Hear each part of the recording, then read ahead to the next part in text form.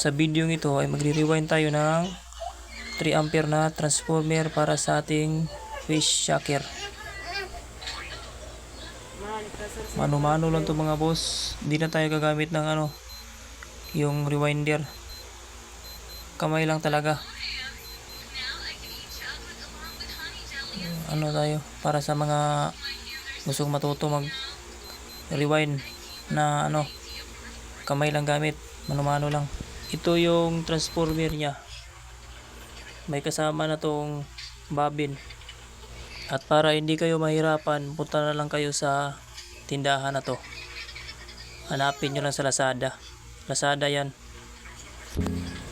Ito yung size ng niya, transformer bobbin. Ito yung bobbin niya. 1x1 to. Kasama na to pag bumili kayo ng yung pinakita ko sa picture. Kasama na yan sila. EI core tapos itong bobbin na to. Ito.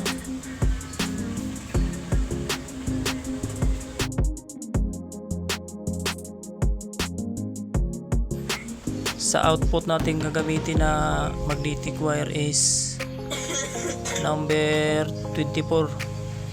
Magnetic wire to. 24 para sa output. Ito yun siya.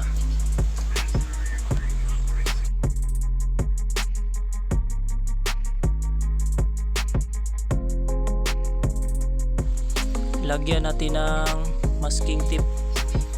Ito siya. Masking tip ginagamit ko para tipid. Wala naman akong naging problema nito. Okay naman yung masking tip. Basta kapalan nyo lang yung lagay nyo. Ito yung ginagamit ko para tipid tayo sa mga pisa. Pero mas mainam pa rin na gumamit kayo ng yung mylar. Yung ganito, mas maganda to kasi to mas sa init. Hindi siya basta-basta iinit. Nasa sa inyo na kung saan sa dalawa yung nyo gagamitin. Basta sa akin ito lang, masking tip.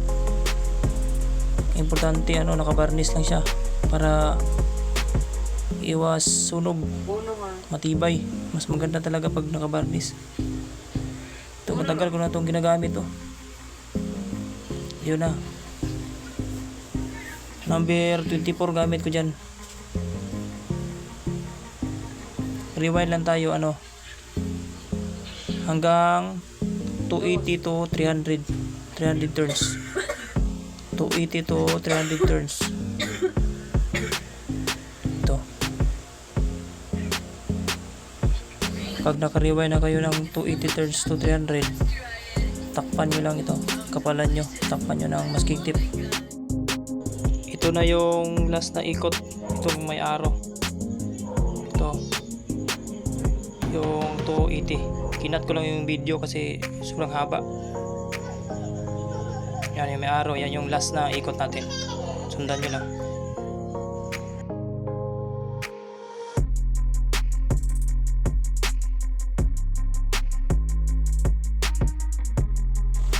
Sa input natin is gumamit ako ng number 14.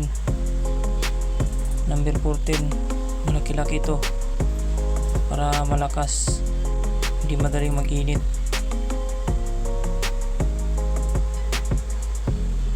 Ginamitan ko na rin ng yung heatsink tube.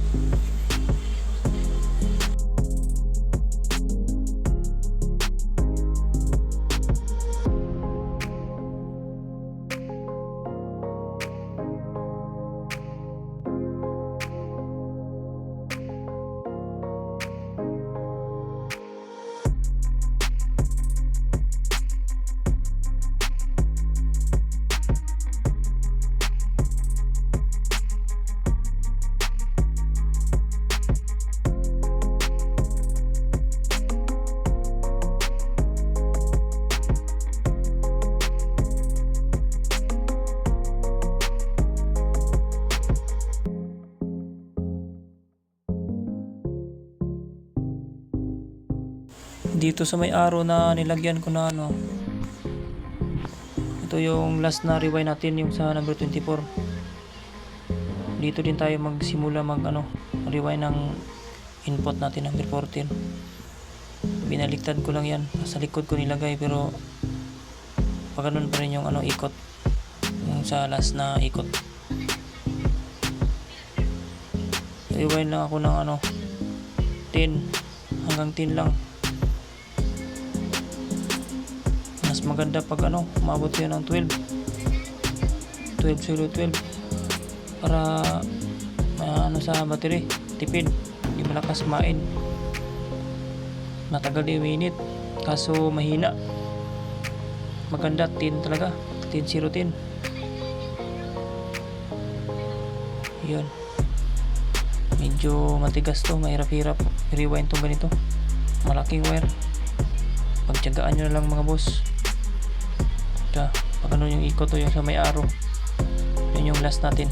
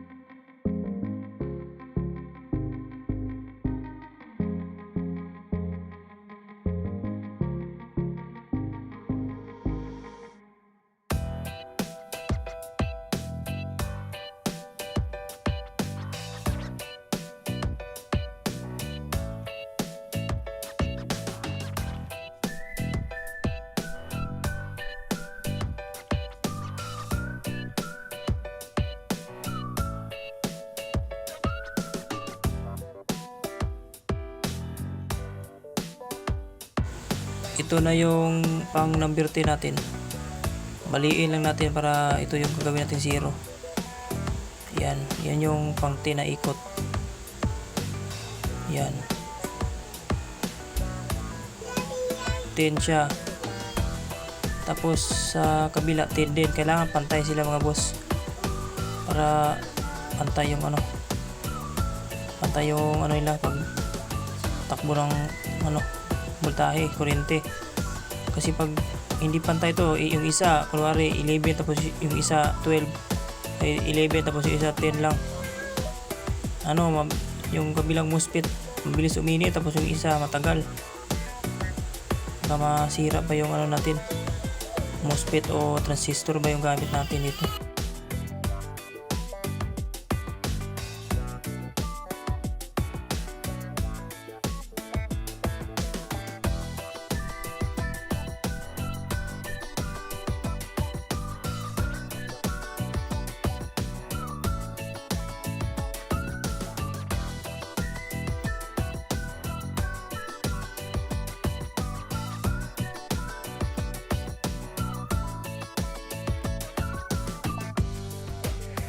Ayun, ikot na ulit tayo ng another 10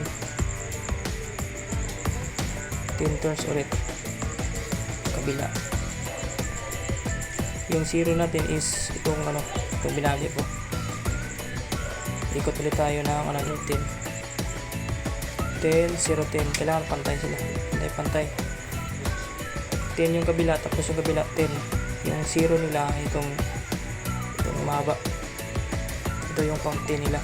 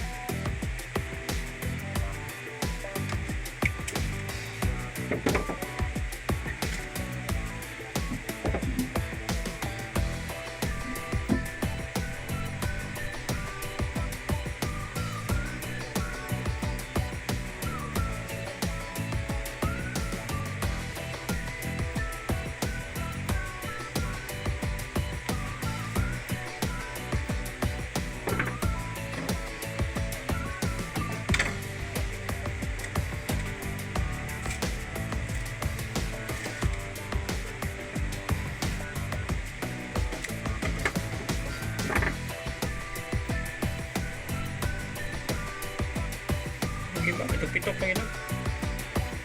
Pitok-pitok.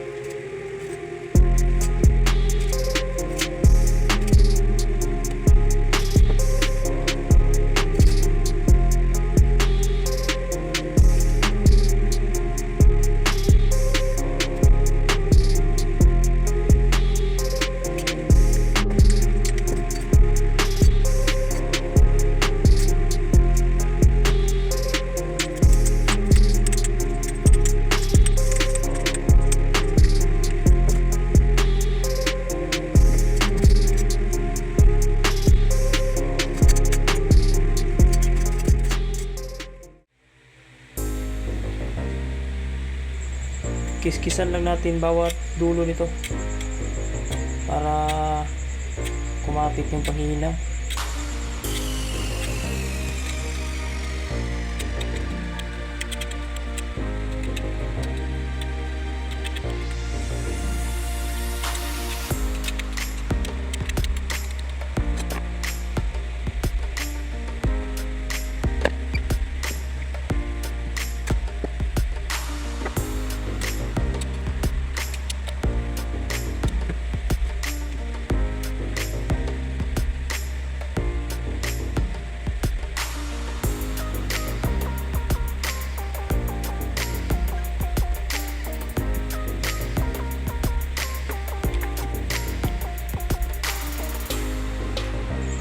Pagkatapos ito is ibabad natin sa electric barniz. Itong barniz na to. Pagkatapos ibabad sa barniz ay ibilad natin sa araw. Pag matuyo na, pwede na gamitin.